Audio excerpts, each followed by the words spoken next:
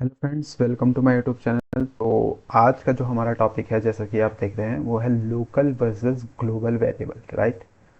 सो जो उनका basic concepts है लोकल एंड ग्लोबल वेरिएबल का, वो बहुत इंपॉर्टेंट है, खासकर एक बिगनर्स के लिए, कि हम कैसे इन दोनों को यूटिलाइज करते हैं, राइट।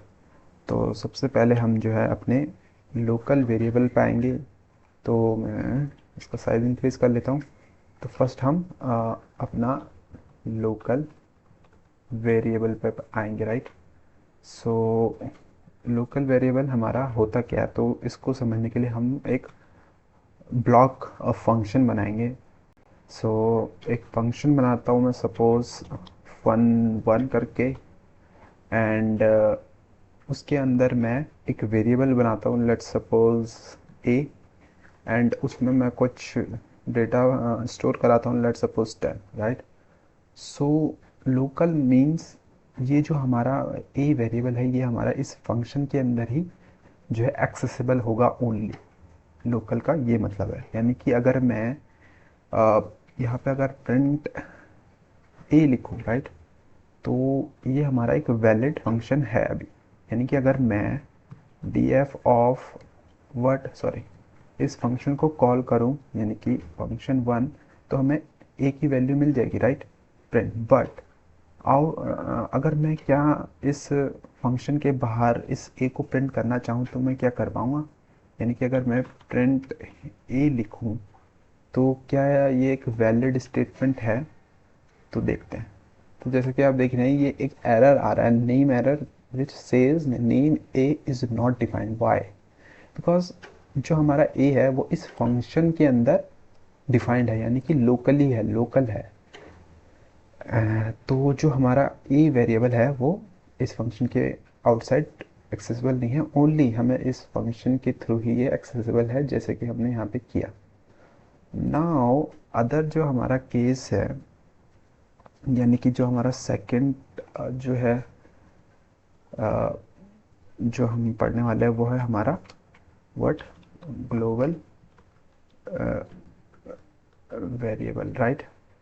सो ग्लोबल वेरिएबल, अब जैसे कि नाम से ही समझ रहे होंगे, ग्लोबल यानी ग्लोबली ये हमें अवेलेबल होता है। यानी कि अगर एक्स सॉरी बी को मैं एक वेरिएबल बनाता हूँ और उसमें मैं 15 लेट से रख देता हूँ, राइट। तो इसे हमने किसी ब्लॉक ऑफ फंक्शन के अंदर नहीं रखा है, यानी किसी ब्लॉक ऑफ कोड के अंदर नहीं रखा है।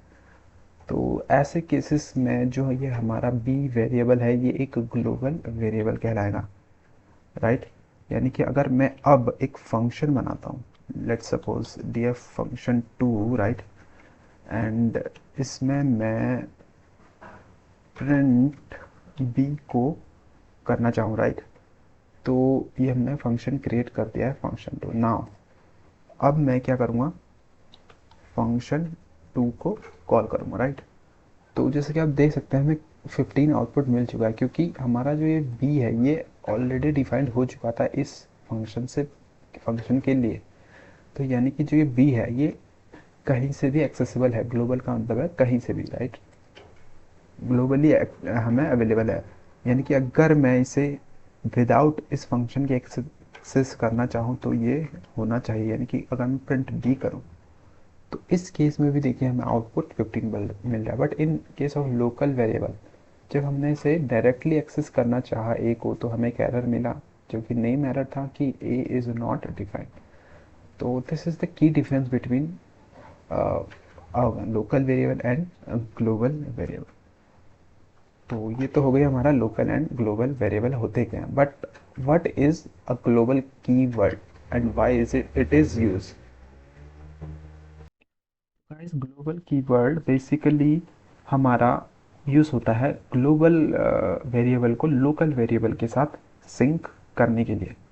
अब सिंक करने के लिए मतलब यूज़ होता है, मैं इस बात को समझाने के लिए आपके सामने फर्स्ट एक ग्लोबल वेरिएबल बनाता हूँ। लेट सपोज इसमें मैंने 5 स्टोर करा दिया, एंड देन मैंने एक फंक्शन बनाया, लेट सपोज फन 3, एंड उसके अंदर मैंने एक लोकल वेरिएबल बनाया with same name, right, x equal to and इसके अंदर मैंने लेट सपोज 3 पास किया, एंड फिर मैं इसे प्रिंट करा रहा हूँ लोकल वेरिएबल को, राइट।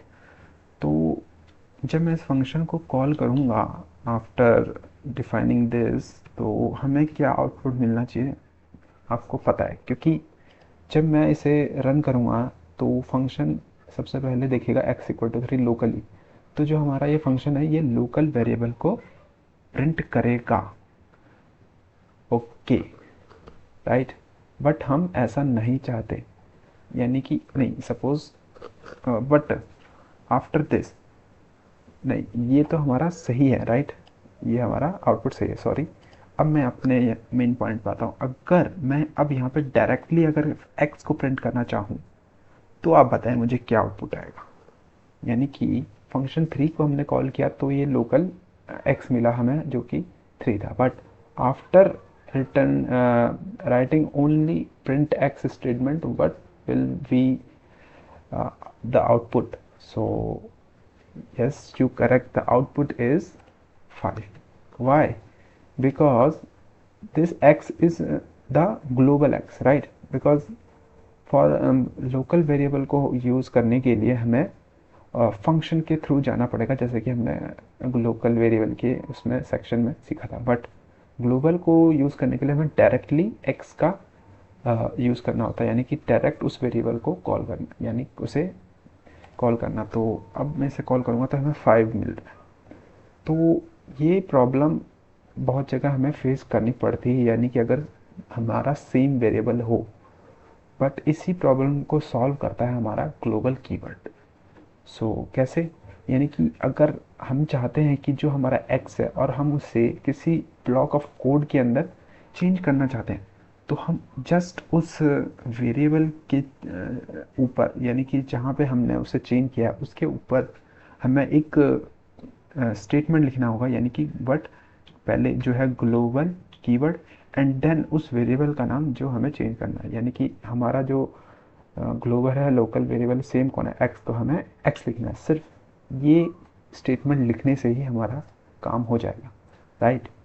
तो अब हम क्या करेंगे, ये हमारा ग्लोबल एक्स का इस स्टेटमेंट का मतलब है कि अब जो हमारे एक्स हैं वो दोनों सेम है, यानी सिंक हो चुके हैं। यानी कि अब हमारा ये ग्लोबल एक्स लोकल वेरिएबल के साथ सिंक हो चुका है। यानी कि अगर हम कोई चेंज लोकल करेंगे तो सॉरी ग्लोबली कोई चेंज करेंगे तो वो एक्स में भी चेंज हो जाएगा। यानी कि हम इसे रन करा कर आपको दिखाता हूँ।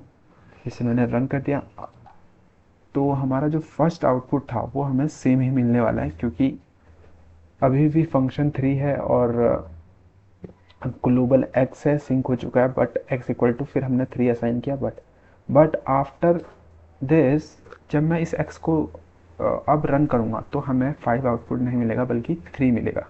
क्यों?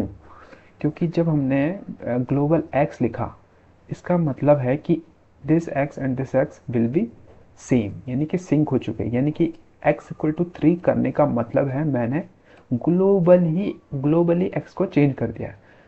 तो इस केस में अगर मैं x को प्रिंट x करूं तो जो यानी कि जो ये x है अब ये 5 नहीं 3 हो चुका है। तो ये था हमारा एक ग्लोबल कीवर्ड का बहुत ही इंपॉर्टेंट यूज। तो मुझे उम्मीद है गाइस आपको ये वीडियो पसंद आई होगी, और मैं आपके लिए लाता रहूँगा ऐसे नए नए कमाल के कॉन्सेप्ट जिसमें बिगनर्स जो है कंफ्यूज होते हैं। तो तब तक के लिए दोस्तों को बाय।